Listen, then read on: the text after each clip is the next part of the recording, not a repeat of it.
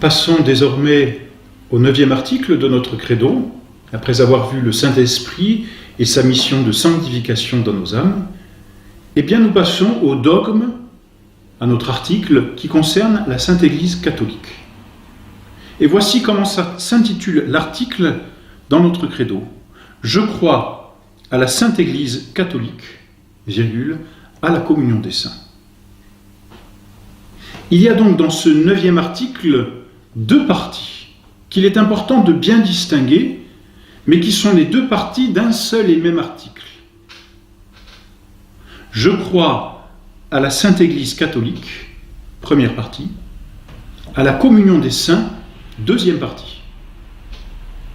Ce ne sont pas, dirions-nous, deux articles différents, c'est un seul et même article, et on peut dire finalement, c'est une seule et même vérité qui concerne l'Église, mais qui parle de l'Église sous deux aspects différents. De sorte que nous allons être amenés à parler de l'Église catholique, et à l'envisager sous deux aspects qu'il ne faut pas confondre et qu'il faut bien ordonner, ce qui peut-être est difficile. Premier aspect, je crois à la Sainte Église catholique. Deuxième aspect, je crois à la communion des saints. Le premier aspect veut manifester l'Église comme société visible et hiérarchique, c'est-à-dire l'Église telle que nous la connaissons ici-bas, c'est-à-dire encore la réalité sociale à laquelle il nous faut appartenir pour aller au ciel. Je crois à la Sainte Église catholique. Ça, c'est la première partie. La deuxième partie, je crois à la communion des saints, connote ici une autre réalité de l'Église ou un autre aspect de l'Église qui est une réalité mystique. Communion des saints. Mais cette réalité mystique est comme le but, la fin à laquelle ordonne la première réalité sociale. C'est-à-dire qu'il n'y a pas d'opposition entre l'Église catholique comme société hiérarchique et la communion des saints comme cette union, on le verra, des âmes, mais il y a une relation telle que l'Église catholique est la réalité sociale qui permet à l'âme et aux âmes de ceux qui appartiennent à l'Église de vivre de la communion des saints. Autrement dit, ici-bas et dès maintenant, l'Église est avant tout et nécessairement une réalité sociale à laquelle il faut appartenir pour ensuite jouir et vivre de la communion des saints qui sera éternelle au ciel. L'Église hiérarchique appartient à proprement parler à la vie terrestre, tandis que la communion des saints est l'apanage de la vie céleste. C'est pourquoi il ne faut pas confondre les deux aspects, ni même croire que ici-bas, l'Église est avant tout une communion. Et c'est l'erreur que l'on rencontre particulièrement au Concile Vatican II, dans le texte Lumen Gentium, qui sous-entend que l'Église est une communion. Avant d'être une communion, l'Église est d'abord une réalité sociale, hiérarchique. Et c'est cela qu'il nous faut d'abord étudier. C'est au ciel que l'Église est véritablement une communion. Certes, on dira ici-bas, elle est déjà une communion. Mais ici-bas, l'Église n'est communion que dans la mesure où on appartient à cette réalité sociale. C'est-à-dire qu'elle est avant tout réalité sociale pour ensuite permettre cette communion des saints. Il est important de vraiment bien distinguer ces deux aspects, de ne pas les confondre. Le bon Dieu, et notre Seigneur Jésus-Christ est Dieu, le bon Dieu respecte, si l'on peut dire, la nature humaine, non pas parce que c'est la dignité de l'homme, mais parce que c'est ainsi que Dieu a créé l'homme. Et Dieu a créé l'homme comme un animal naturellement politique, c'est-à-dire naturellement social.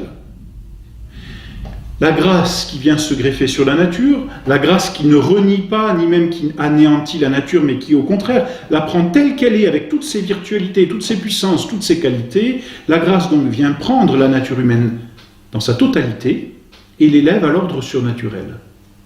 Elle l'assume, la guérit et l'élève. L'homme est naturellement un animal politique.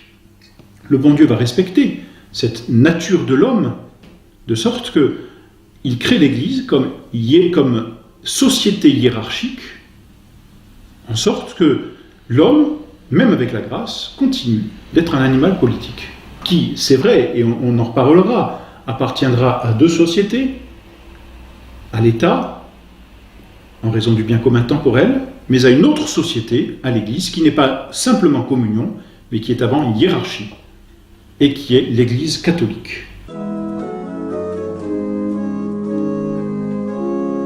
L'Église communion est le but, la fin obtenue par l'Église catholique, par l'Église hiérarchie.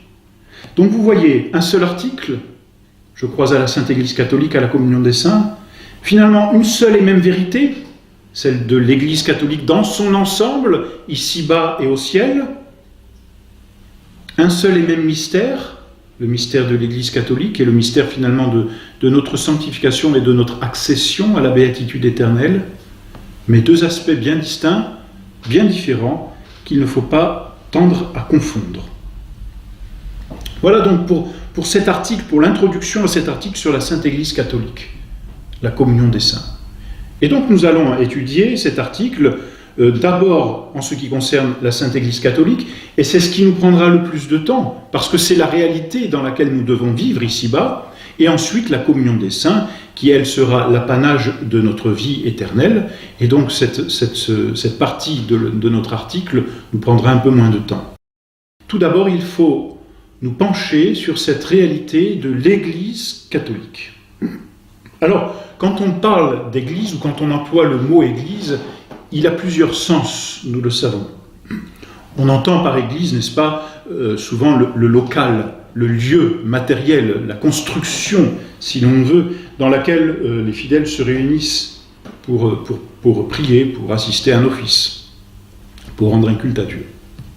On entend aussi par Église dans un sens plus large, et c'est ce qu'on peut lire dans les textes de la Bible, eh bien l'ensemble des fidèles d'une contrée va dire à l'église de Laodicée, peut-on lire dans l'Apocalypse, ou l'église de Lyon, l'église de Paris. On entend ici comme un diocèse, si vous voulez.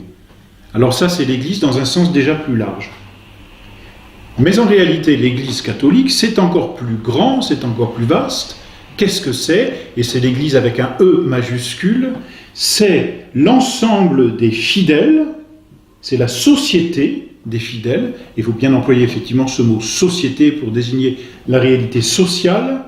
C'est donc la société des fidèles qui professent la même foi, qui participent au même sacrement et qui obéissent au pasteur légitime.